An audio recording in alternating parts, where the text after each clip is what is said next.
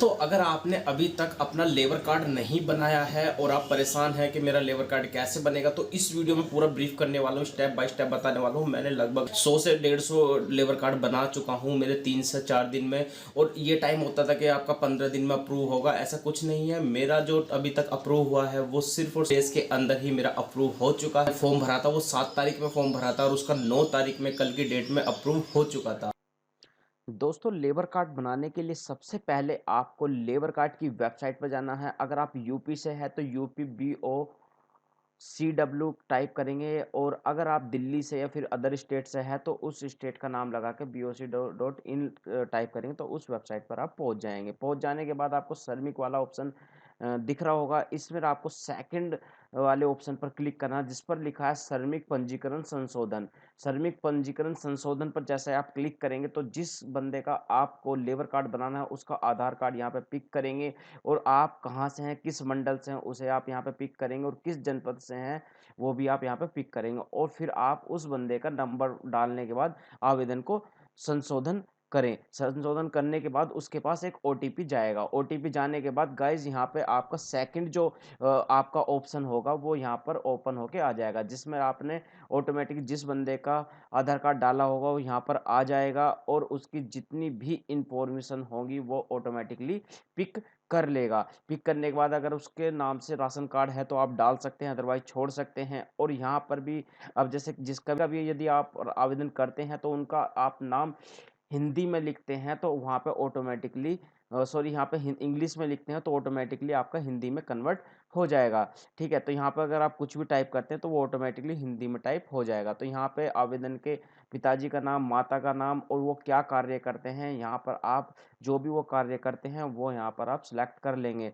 पुरुष हैं या फिर स्त्री हैं वो यहाँ पर आप सिलेक्ट करेंगे। सिलेक्ट करने के बाद उनकी जन्म तिथि क्या है वो यहाँ पर आप पिक करेंगे। फिर विवाहित है, अविवाहित है, वो यहाँ पर आप पिक करेंगे। उनकी एज ऑटोमेटिकली यहाँ पर आ जाएगी। किस जाति से हैं वो भी आप यहाँ पे पिक करेंगे। और आप गाइज उस बदले, और यहाँ पे ये सबसे मैंडेटरी है, ये डालना बहुत ज़रूरी है, ये होता है नियोजन का मोबाइल नंबर, नियोजन का नाम व पता। नियोजन का मतलब ये है कि मैं आपको दिखा देता हूँ गाइज। नियोजन नियोजन का मतलब ये है, हम जो जिस बंदे का आप लेबर कार्ड बना रहे हैं उसका नाम यहाँ पर आएगा, और कितने दिन तक उसने कार्य किया है और क्या कार्य किया है, लेबर का कार्य किया है। अब नियोजन का ये मतलब ये है कि किसके यहाँ पर उसने कार्य किया है उसका नाम आएगा, उसका पता आएगा और उसका फ़ोन नंबर आएगा और उसके हस्ताक्षर आएंगे। अगर उसके पास मोहर है तो यहाँ पर वो अपनी मोहर भी लगा सकता है। तो ये तो हो गया आपका नियोजन प्रमाण पत्र। अगर आपको नियोजन प्रमाण पत्र नहीं मिला तो मेरी वीडियो के डिस्क्रिप्शन पे जाकर आप डाउनलोड कर सकते हैं। तो नियोजन प्रमाण पत्र की आप यहाँ पे वैलिडिटी डाल देंगे, उसका नाम आएगा और उसका पता आएगा। ठीक है, यहाँ पर डालने के बाद गाइज अपना जनपद आप चुन लेंगे कि आप कहाँ से हैं,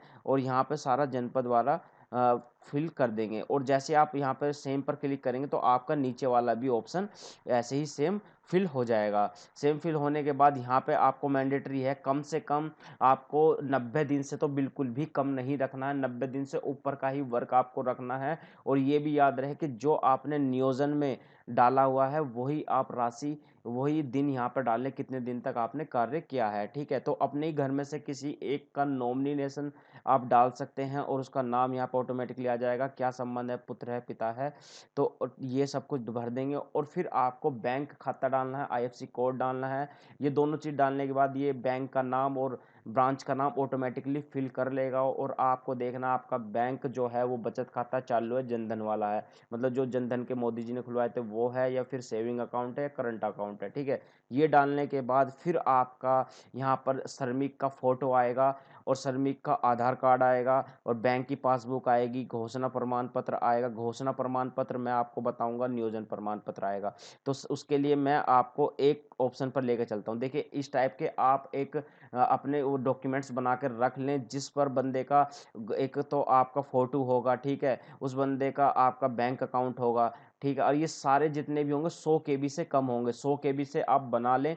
उसकी हाइट और लंबाई आप 600 इंटू जितना भी है, मतलब सभी की 600 600 रख लें, और फिर आपका मतलब जितना भी है वो 6 से कम ही बनेगा, 100 एमबी से कम ही बनेगा, ठीक है? ये पाँचों डॉक्यूमेंट्स आपके लगेंगे और जो ये 2 डॉक्यूमेंट्स आपके नियोजन और एक आपका है स्वीकृति प्रमाण पत्र, ये वाला जो मैंने बनाया हुआ था, इसका भी आपको डाउनलोड करना है, तो इसे भी आप डाउनलोड करते हैं। उसमें आपका जिस बंदे का नाम बना रहे हो उसका नाम आएगा और पिताजी का नाम आएगा, कहाँ से उसके एड्रेस आएगा, क्या ब्लॉक है, क्या भोजपुर है और लेबर का कार्य करता है, 120 दिन आएगा और उस बंदे का सारा कुछ यहाँ पे फिल अप करने के बाद ये जितने भी डॉक्यूमेंट्स हैं वो सारे यहाँ पर फुलफिल हो जाएँगे। और जैसे ही आप यहाँ पर, जैसे अब मैं फ़ोटो डालता हूँ और उस बंदे को सिलेक्ट करता हूँ यहाँ पर, अब जैसे मैंने सिलेक्ट किया तो इनका फ़ोटो अगर 100 केबी से कम है, 100 केबी से कम था तो मेरा यहाँ पे सिलेक्ट हो गया, अगर नहीं है तो आपका सिलेक्ट नहीं होगा। और तीसरा मैं आपको बता दूँ, 100 केबी से तो अधिक होना नहीं चाहिए। और सेकंड कंडीशन है आपका जेपीजी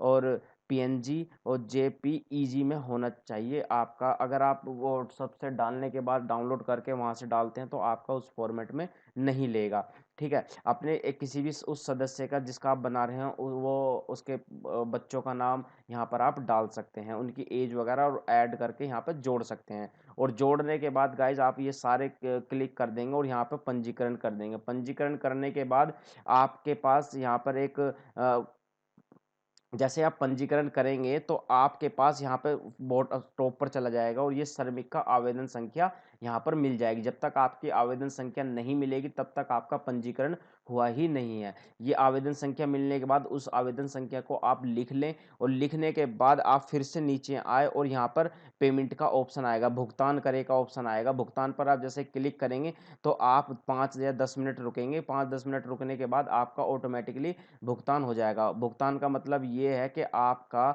जो बैलेंस है 1 साल के लिए जैसे बन रहा है तो आपको ₹0 देने की ज़रूरत है। कोई भी आपका पैसा आपके अकाउंट से नहीं कटेगा। तो ठीक है, अब यहाँ पे जैसे भुगतान पर क्लिक करेंगे तो आपका पंजीकरण हो जाएगा। अब उस पंजीकरण को वेरीफ़ाई कैसे करते हैं वो मेरे डिस्क्रिप्शन वीडियो के डिस्क्रिप्शन में जाके उस वीडियो को देख सकते हैं कैसे हमने वेरीफ़ाई करना है। तो दोस्तों ये वीडियो आपको पसंद है तो चैनल को लाइक और सब्सक्राइब ज़रूर करें। Thank you.